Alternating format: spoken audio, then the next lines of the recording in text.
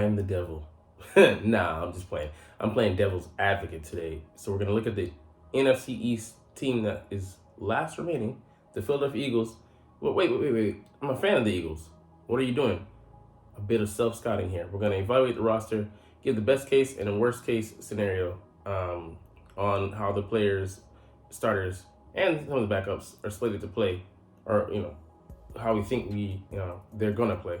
Prognosticate here, and just be honest with the roster. Anyways, what's up? It's your boy Cintron. Come back with another analysis video in case you not that's my real name.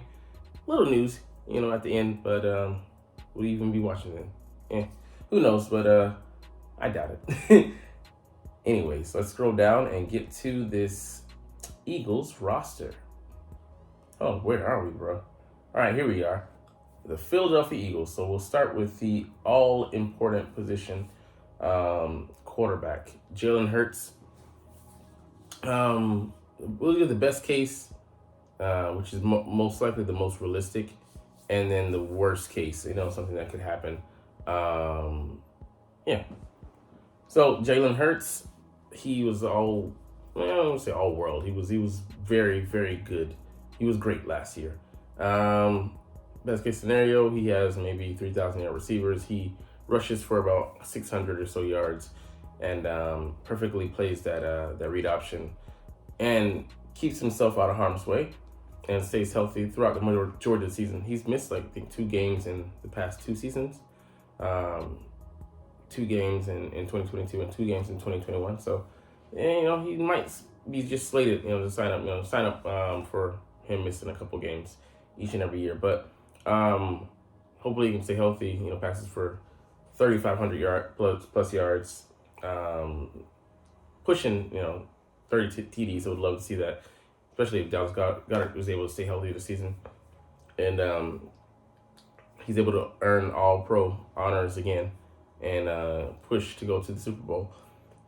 Worst case scenario, he gets hurt, which take him out of the game, or he just regresses and has a so-so season. His picks increase from 6 to the mid-teens, and touchdowns go down as well, or stay in the same range. But that wouldn't be a recipe for success. But I realistically see him improving upon last year, and just with the hard work, dedication, effort that he puts in, and the study habits are just chief. Among the reasons why he's slated to repeat, have a repeat performance. So we'll see how it ends up, but we're banking on him, and everybody's thinking that he's going to elevate his game, which should be scary. All right, Kenneth Gainwell, he's a starter, but he'll play a pivotal role, I'd say, but as a third running back. Let's just say he's slated to if he doesn't progress, he's gonna have somewhat similar or kind of diminished impact, because you do have 2 running backs that are slated to take snaps above him. Rashard Penny, best case, he balls out and gives our offense a explosive player, and one who can move the huddle. Sorry, a sledgehammer when need be. Worst case scenario, he gets injured and we don't see him beyond 4 games, 5 games, 6 games, a handful of games.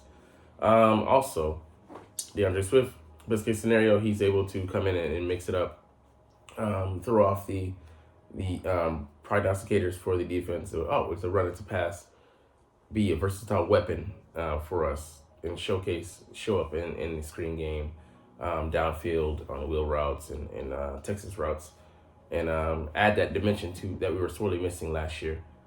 Worst case scenario, he also gets hurt, misses games, isn't able to get into rhythm, and doesn't earn that next big contract or next big money. I don't know what a big payday for him. AJ Brown, best case scenario, he doesn't have. I don't think he has 1,400 yards again. Anywhere from 1,200 to 1,300 yards, I think, and maybe double-digit TDs again, because if, like I said, his complementary weapons on the interior and the exterior stay healthy, yeah, he could he could punish defenses, and he's striving to be better route running, attention to detail when running routes,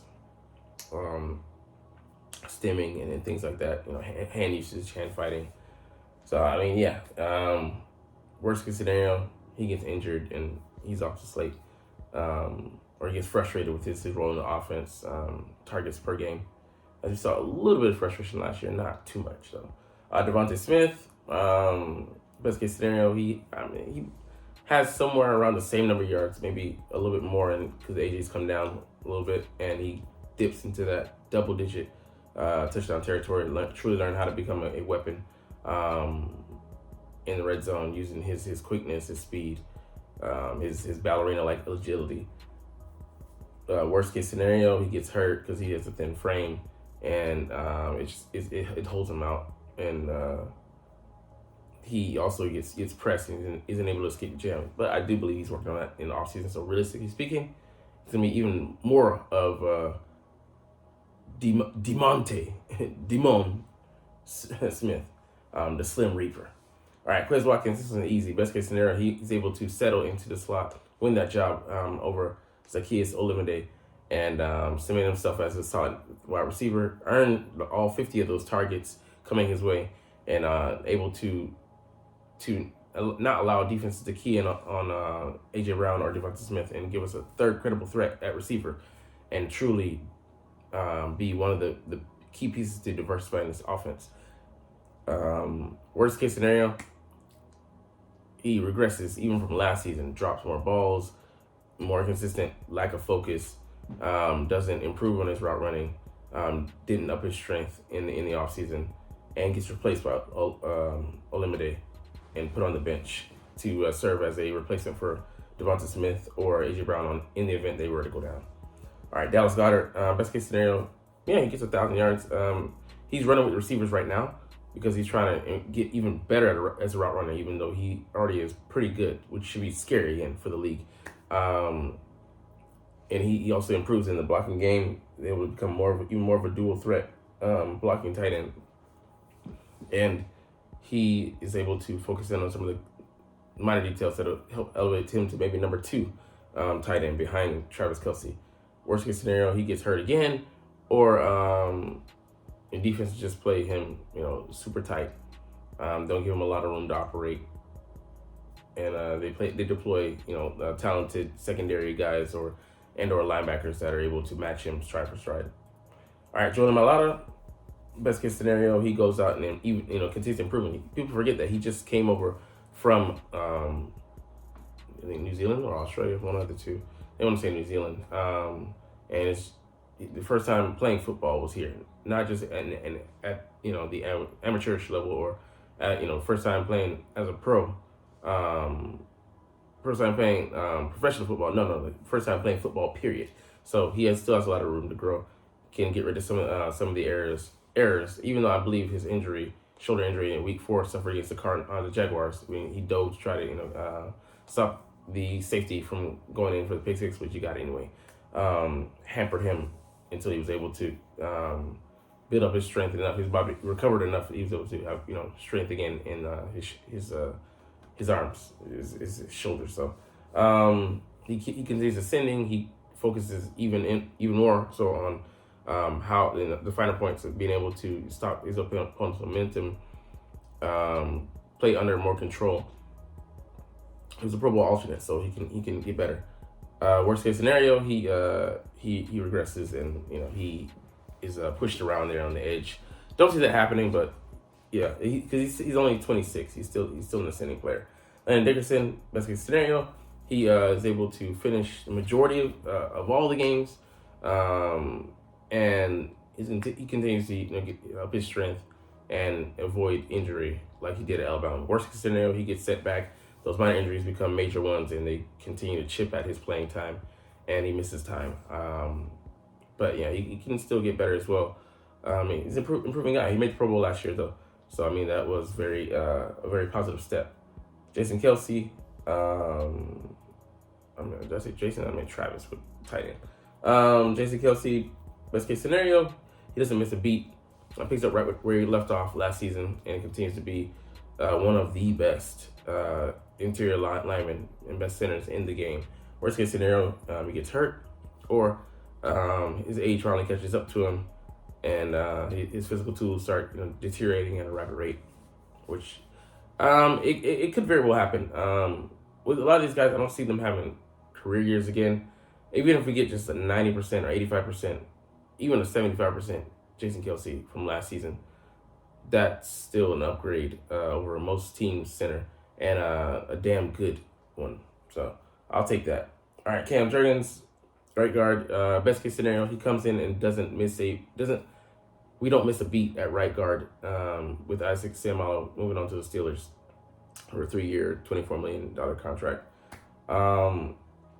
And we're able to, he's able to play at an all pro, well, at a Pro Bowl level, and able to adjust to that right guard position and add on, just playing experience to his resume in the hopes of taking over for Jason Kelce next year. Worst case scenario, he looks like a fish out of water. He has to be replaced by Steen in the lineup, and he's just overwhelmed there, which I just don't see that happening.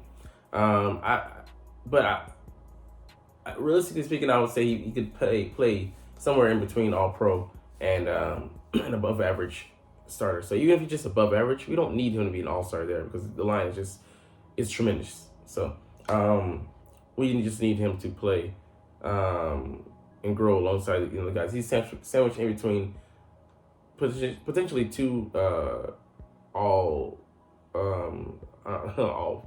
Hall of Famers in Jason Kelce and Lane Johnson. So it's a great place to be. Great place to be able to ask for advice on the fly. He doesn't have to run the center commands, run the chain of command this year. He gets to sit next to Jason Kelce and watch how he does it up close and personal. So great study for him. Just even being out there on the field next to Jason Kelce is a win. So I'll take that. Right tackle Lane Johnson, the all-world Lane Johnson, doesn't allow a sack in like 2.5 years, which is just insane. Best case scenario, he goes out and kills it this year again, showing that he's truly recovered from that abdominal injury, adductor, that limited him in regular season snaps. As far as he missed a couple of games, but still, him being a beast allowed himself to play at a very, very competent, awesome level in the postseason. Worst case scenario, he has a setback, with the injury, and his skills start to deteriorate. He can't, lean on the same moves, same technique that he was able to because his body betrays him, which very well could happen. He's getting up there. I think he's 33. But tackles, they can play, offensive linemen can play well into their 30s, mid-30s even. And I don't think he's there yet. He's fallen off yet. We do have some. Got insurance as far as him, signing up for a 1-year extension at $33 million. But like I said, he could regress. But even a regressed Lane Johnson is still better than majority of the league. So I'll take that. So prognosis, with that O-line, we could still have a very solid unit, even if guys take a step back or guys have growing pains stepping into new positions. All right, defense. Josh Sweat. Best case scenario, he comes close to having double-digit sacks again, able to improve his technique, continue to get even faster, that burst, a 4.53 off the line, and able to be more active, getting his hands up and knocking down passes and things like that, becoming a better, more well-rounded DN. Worst case scenario, that was was just a flash in the pan last year, and he's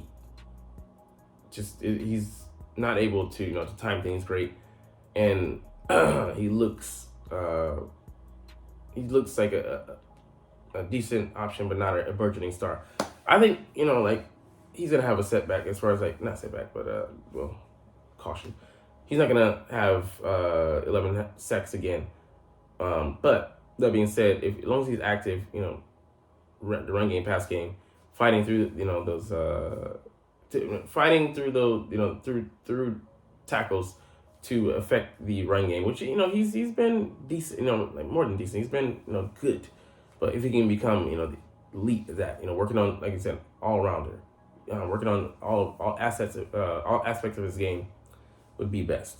All right, Fletcher Cox. Best case scenario, he comes out and looks refreshed in a rotation. Is able to mentor the guys out there and give them, huge tips. Pause. Worst case scenario, he just falls apart physically, or his skills just have deteriorated to the level where he's not even able to be effective in a rotation. So I mean, he could take a step back. He's not the Fletcher Cox, the All-Pro guy of old, and this is a position where I was more like I thought we would move on. Is he here more for the knowledge? Is for the impact? I don't think so, but I definitely think he slips a little bit. So realistically speaking, he's gonna take a step back. But with us having the depth that we do, I don't think it matters. Which brings us to the next guy, Jalen Carter. Best case scenario, he comes in and able to hit the ground running, not have extreme impact, but in the rotation, he's able to be highly effective. Worst case scenario, he looks lost out there. He gets overwhelmed. He has poor study habits. He's able to apply himself, which I don't see happening because he's coming in working in the offseason. He's motivated. This offseason motivated the hell out of him.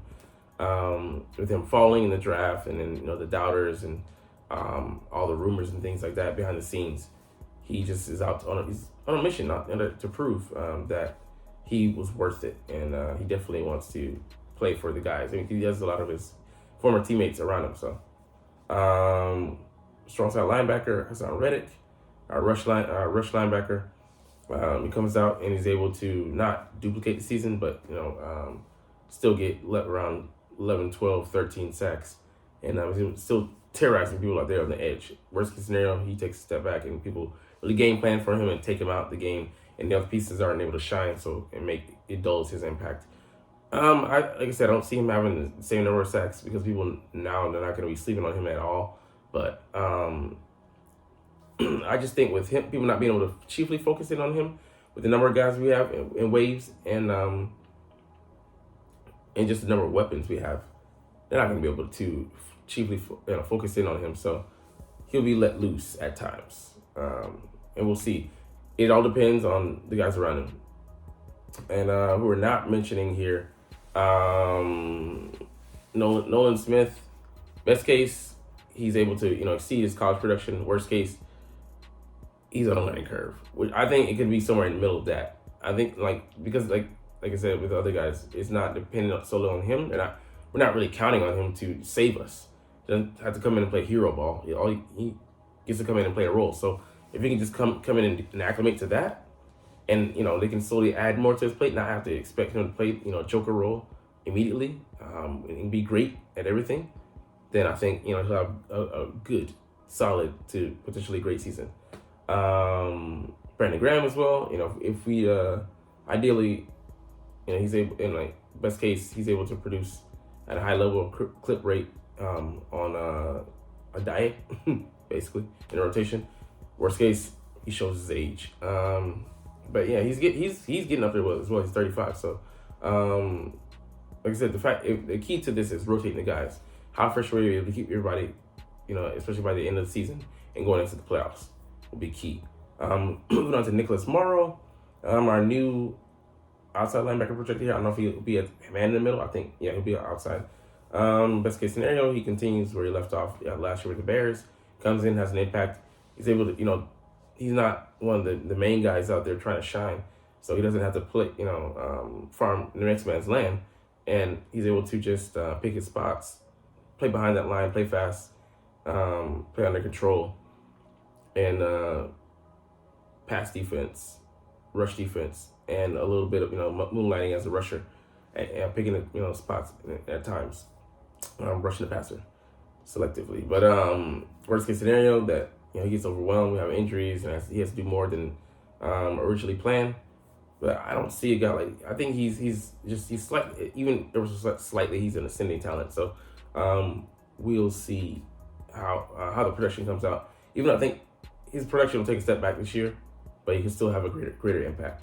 N'Kobe Dean, best case scenario, he steps up. He takes a tremendous step this season from being a rookie to being a veteran now, and he's able to move around, process fast, and then diagnose like that at the drop of a hat. Worst case scenario, he looks lost out there. He doesn't have a good grasp on what we're doing and diagnostic skills. He suffered, teams target him, and there could be some growing pains. Realistically speaking, we'll see how it goes. But he's a great unknown. He came in a handful of snaps in the Titans game, and balled out. But that was in a role. So, and yeah, you could say give some insight on how we could use him. But it all depends on how much he grew this offseason or how much he's going to grow. So we'll see if he's ready to take on this huge responsibility, having that green dot on his helmet. All right, Darius Slay. Best case scenario, he's improves on this season. The D coordinator puts him in great positions to be successful, unlike the last D coordinator. And he's able to trail guys and accept new challenges throughout games and from week to week. Worst case scenario, he takes a step back. He gets slower. Physical skills betray him.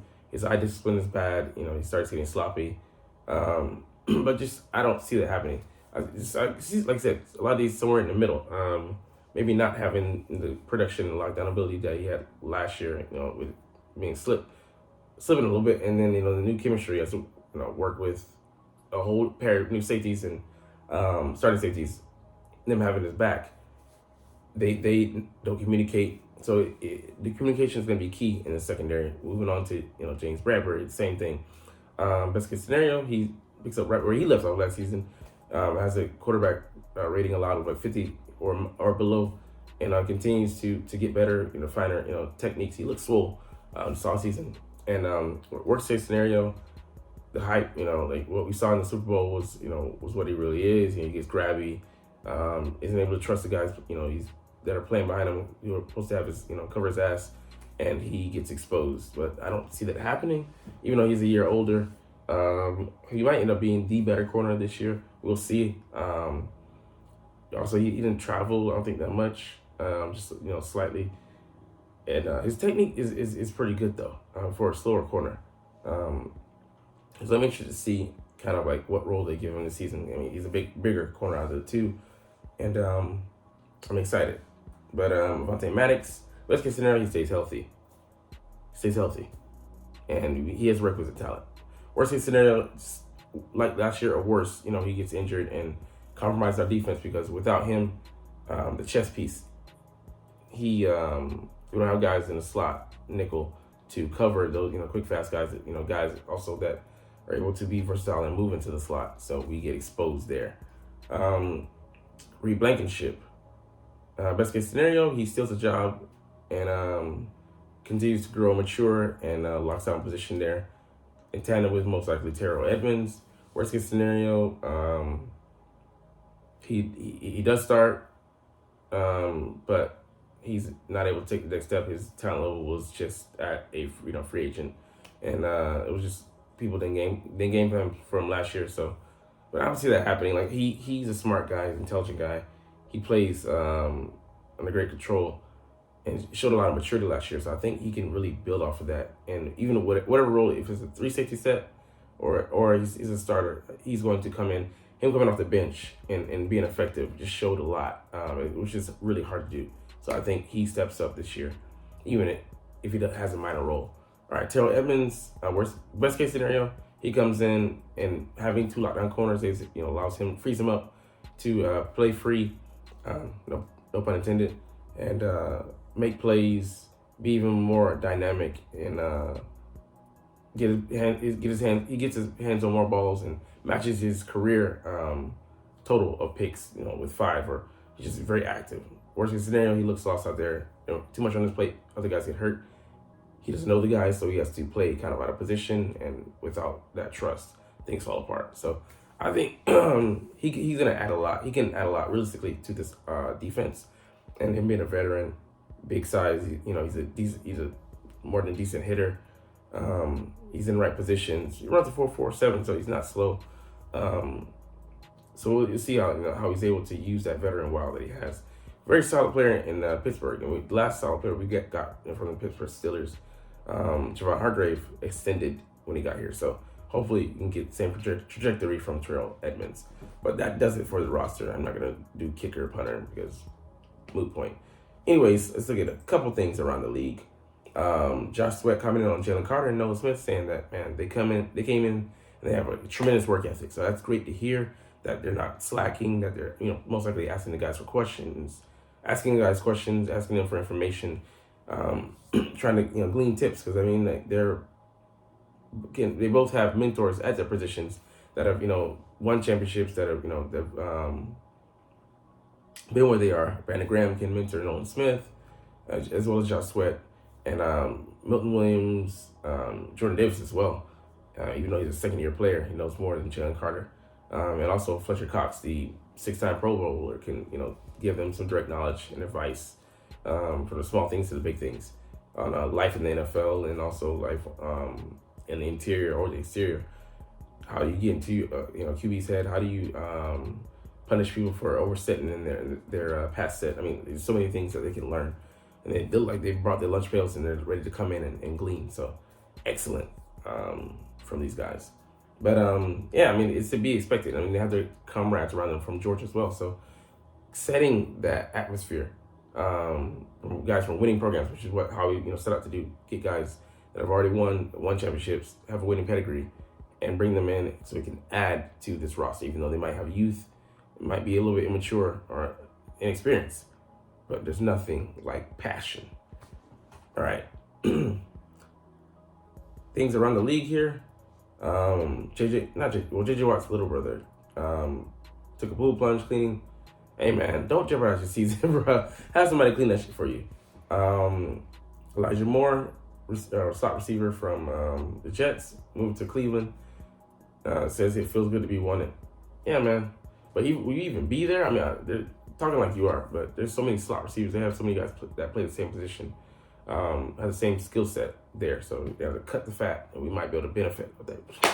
I didn't even think about that, but man, cut day is going to be one of the greatest days for the Eagles, because we're going to be able to get those bargains in that Walmart $5 2 for $2 for $5 DVD bin. All right, let's see what else going on here. Lyons Williams, the receiver, suspension hit me out of the blue. Funny, you should say that because you wear blue. I mean, this just never should have happened. You just never should have put yourself in that position. But hey, go ahead and be an idiot. Jeopardize yourself. So I mean, you already have done so. When you had the chance to come in and be, a real impact player for them, they had a dearth of players at your position who who are as talented as you. Just ruining you, or not ruining, but setting yourself, giving yourself setbacks early in your career. But hey, go ahead and do that. Self-destruct. You guys are young team. You're gonna have plenty of growing pains. All right, Devontae Adams backs Jimmy G.